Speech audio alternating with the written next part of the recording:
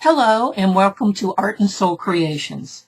Today I would like to show you how to make the cutest card, and it's called a fanfold card. And this is the card, believe it or not. So this is the card folded up. Let me untie this and we'll look at it real quick.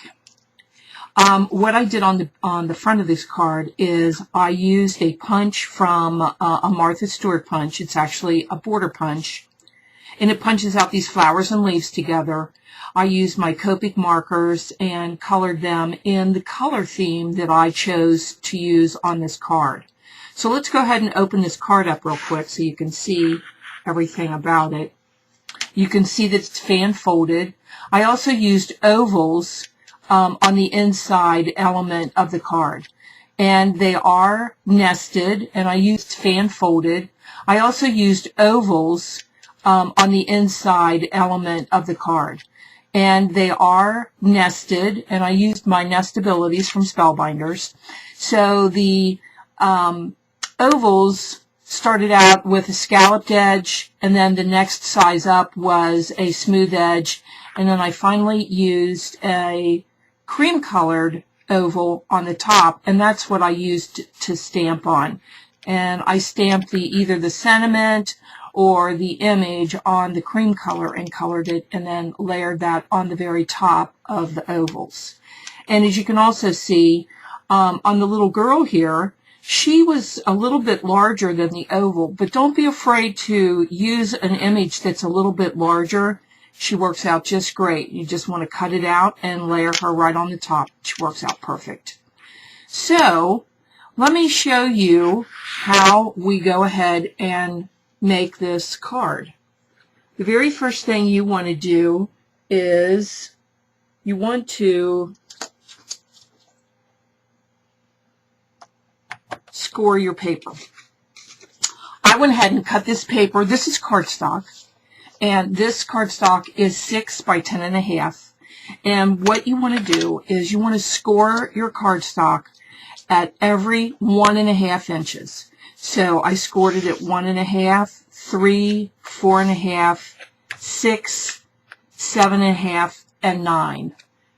Then what you want to do is you want to fold that in an accordion style fold. So basically, your card's going to look like this. All right. So let me take the score pal away. Another thing I want to do, too, is offer you a tip when you're making this, is the fact that when you choose the color of your cardstock for the base of your card, what I do is I decide what designer paper I'm going to use. And in today's card, I used designer paper from K & Company, and it's called K Sarah Sarah. And this paper is absolutely gorgeous.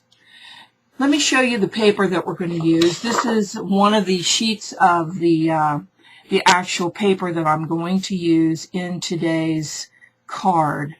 And look at the colors in here. This is just gorgeous.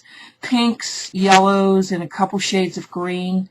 So this is what I use to cut up to put on the inside of the card. And that's what you want to do next, is cut up your designer paper into strips, just like that. This strip is 1 1/4 by 5 3/4, and you're going to need a total of 8 of those. These strips actually will go inside these areas between the score marks on the card. So let's go ahead and get those put in real quick. Another thing too is if you pick out your designer paper first, that's going to give you the capability of determining what your base color paper or cardstock is going to be. So when I decided I was going to use this designer paper, then it was just apparent to me that I should use yellow. So I did, and I thought it was a good choice.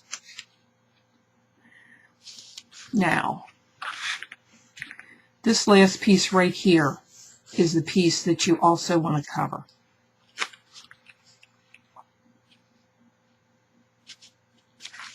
This is the front of your book. This is going to be the last, the back of the book. And I keep saying a book, I mean a card. I'm sorry. All right, the next thing you want to do before we assemble the card is you want to make those cute little inserts. Now, in my original card that I showed you, the inserts were oval, but I wanted to see what it would look like with a rectangle, and I just think this is going to work out so cute. It's going to work out perfect. Just perfect. So,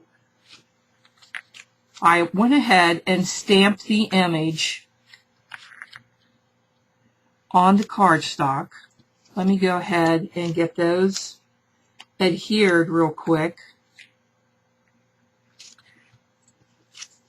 And we'll go ahead and do the placement. Doesn't this just look real springy? I love these colors.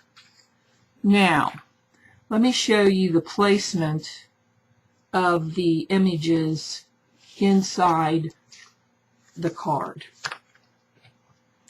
When you're doing this, you want to remember to place your panel just like this. So, this is going to be the front of the card, and this is going to be the first page.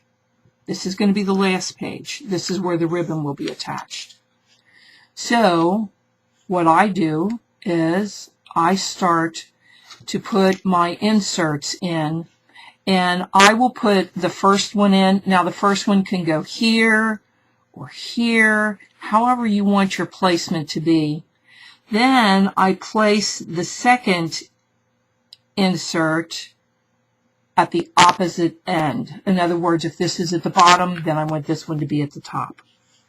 The reason being, the third insert is going to go kind of in the middle, and that's going to give you the capability of spacing this correctly.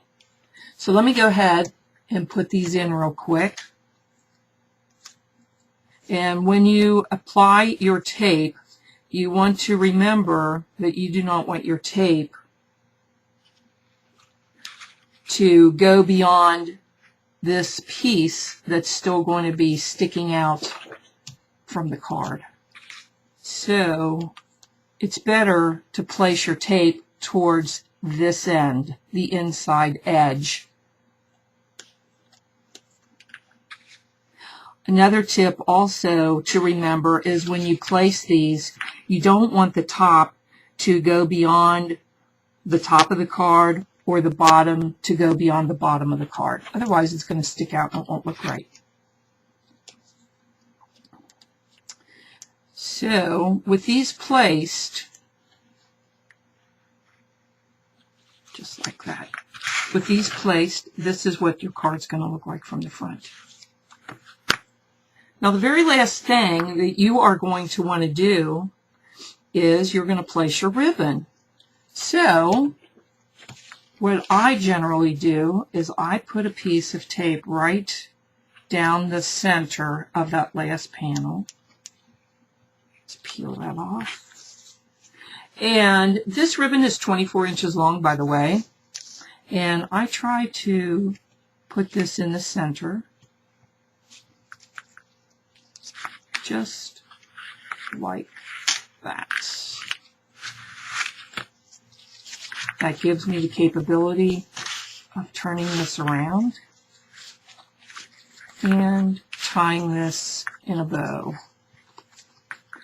Now, with the bow tied, it will still fit in an envelope, and you can mail this. The only thing that might cause a little bit of a problem is the knot, but it is mailable. And that is a fanfold card. And I hope you have a good day. Thanks.